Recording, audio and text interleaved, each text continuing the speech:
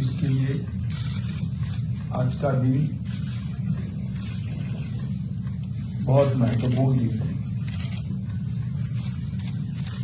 नरेंद्र मोदी जी के प्रधानमंत्री बनने के बाद उत्तर पूर्व को शांत और विकसित बनाने के लिए कई प्रकार के कार्यक्रम हाथ में लिए गए।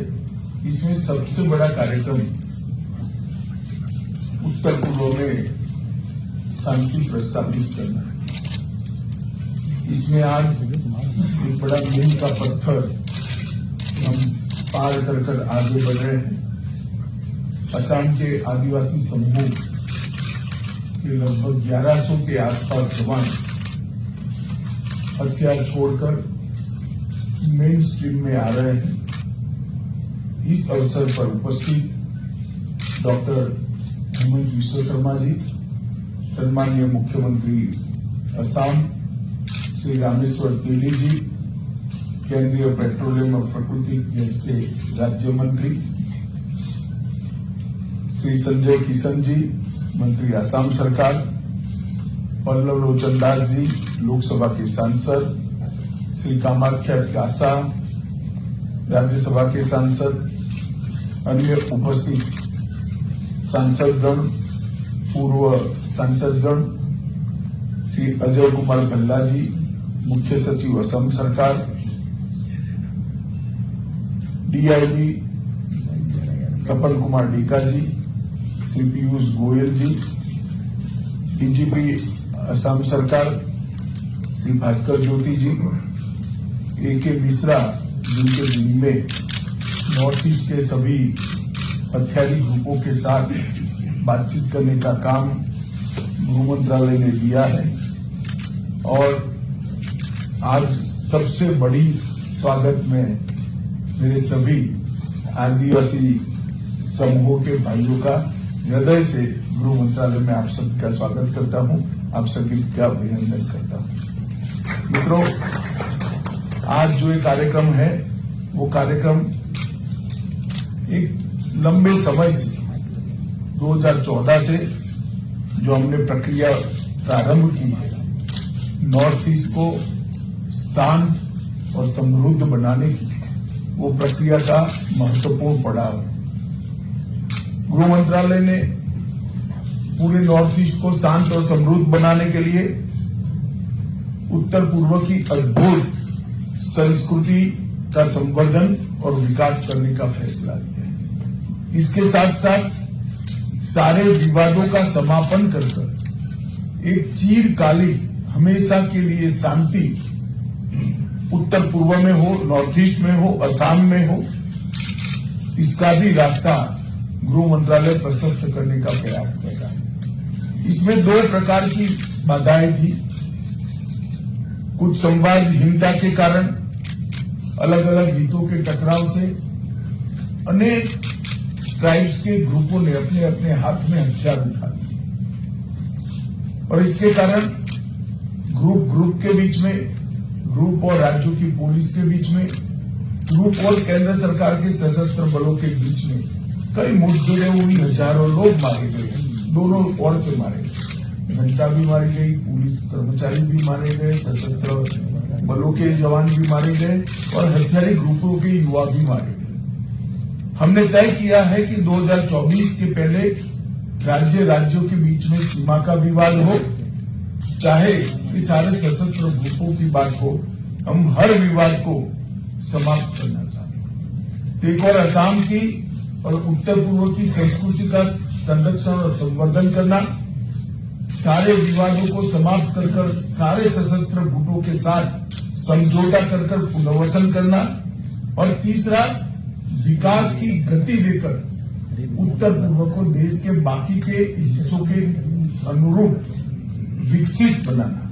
ये 3 मोर्चों पर हमने काम चालू किया और विगत 3 साल में ढेर सारे समझौते भारत सरकार, असम सरकार, अन्य सरकारों ने आपस में भी मिलकर किए हैं। भारत सरकार, असम सरकार और सशस्त्र गुटों के बीच में भी 2019 में NLFT के साथ समझौता हुआ, जिसमें त्रिपुरा का हथियारी ग्रुप था, इन लोगों ने भी आत्मसमर्पण किया। 2020 में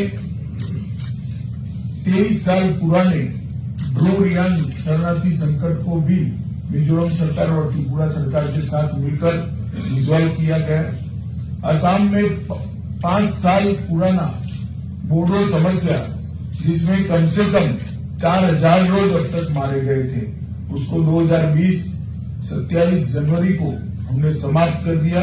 लगभग 1600 कैडरों ने आत्मसमर्पण किया। असम के कार्मिक क्षेत्र में लंबे समय से चल रहे विवाद को भी 2021 में समाप्त किया। लगभग 1000 से ज्यादा कैडर ने आत्मसमर्पण किया। असम मेघालय अंतर्राज्यीय सीमा का समझौता कर लगभग 2022 में 65% सीमा के विवाद को निपटाया। और आज इसका अगला पड़ाव है। मेरे सभी साथी आज मेन स्ट्रीम में आ रहे हैं।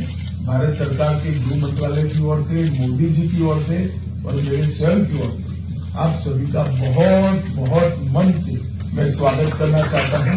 और आपके पुनर्वसन के लिए जो कुछ भी इस एग्रीमेंट में किया है, ये सुनिश्चित करेगी भारत सरकार और असम के मुख्यमंत्री और असम सरकार मिलकर ये पूरा पालन।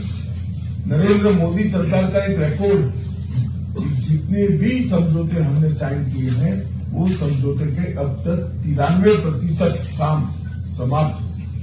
तो आप लोगों को भी मैं भरोसा दिलाना चाहता हूं, आपने जो रिकॉर्ड साइन किया है उसको लेटर और स्पिरिट में हम नीचे तक पहुंचाएंगे। और इसका एक अच्छा परिणाम आए। असम में और नॉर्थ ईस्ट के अंदर काफी शांति बहाल हुई और इसके कारण असम के 7% क्षेत्र से हमने अपसपा को हटाने में सफलता प्राप्त की। अरुणाचल प्रदेश में सिर्फ 2 पुलिस स्टेशन में अपसपा बचा है। नागालैंड के 7 जिलों के सिर्फ 15 पुलिस स्टेशन में बचा है। और त्रिपुरा और मेघालय अपसपा से संपूर्णपणे मुक्त कर दिए गए। मित्रों, आज हमने आपके साथ समझौते में राजनीतिक, आर्थिक और शैक्षिक आकांक्षाएं जो आदिवासी समाज के लोगों की है, इसको पूरा करने का जिम्मा भारत सरकार और असम सरकार ने लिया है। सामाजिक, सांस्कृतिक, भाषीय और जातीय पहचान न केवल सुरक्षित हो और मजबूत बने, इसके लिए भी भारत सरकार ने आपके साथ, असम सरकार ने आपके साथ एग्रीमेंट किया है। और चाय बागान और सारे गांवों के अंदर तुरंत ही त्वरित गति से केंद्रित विकास हो, इसके लिए भी वो दोनों सरकारें मिलकर हम प्रयास करेंगे। एक जनजातीय कल्याण और विकास परिषद की स्थापना भी असम सरकार करेगी और भारत सरकार चाय बागान श्रमिकों के कल्याण के लिए भी अनेक उपाय हाथ में लेगी। लगभग 1000 करोड़ रुपए का 5 साल का पैकेज एक क्षेत्र के विकास के लिए हमने जो तय किया है, 5 साल में उसको सुनिश्चित रूप से पूरा कर दिया जाएगा। मित्रों, इस अवसर पर मैं आप लोगों को कुछ आंकड़े जरूर बताना चाहता हूं कि घटनाएं जो पहले आतंकवाद से संबंधित घटनाएं जो नॉर्थ ईस्ट में 2014 में जब मोदी जी की सरकार आई थी, तब 824 होती थी सालाना, वो घटकर 158 होती है। और जो जवान मारे जाते थे वो 181 मारे जाते थे। जिन्होंने हथियार हाथ में पकड़ा है वो अब 6 मारे जाते हैं। सिक्योरिटी फोर्सेज जो पहले हर साल 20 मारे जाते थे, अब 2 मारे जाते हैं। सिविलियन पहले 212 मारे जाते थे, अब सिर्फ 6 मारे गए हैं। और सरेंडर ग्रुपों की संख्या लगभग 10,000 पार कर गई। 10,000 युवा मेन स्ट्रीम में आए हैं, ये बहुत बड़ी बात है। और लगभग 7,000 से ज्यादा हथियारों को भी सरेंडर किया गया है। ये बहुत बड़ी उपलब्धि नॉर्थ ईस्ट के विकास के लिए। हम चाहते हैं कि उत्तर पूर्व का सबसे बड़ा राज्य असम ड्रग फ्री हो, टेररिज्म फ्री हो, डिस्प्यूट फ्री हो और संपूर्ण विकसित हो।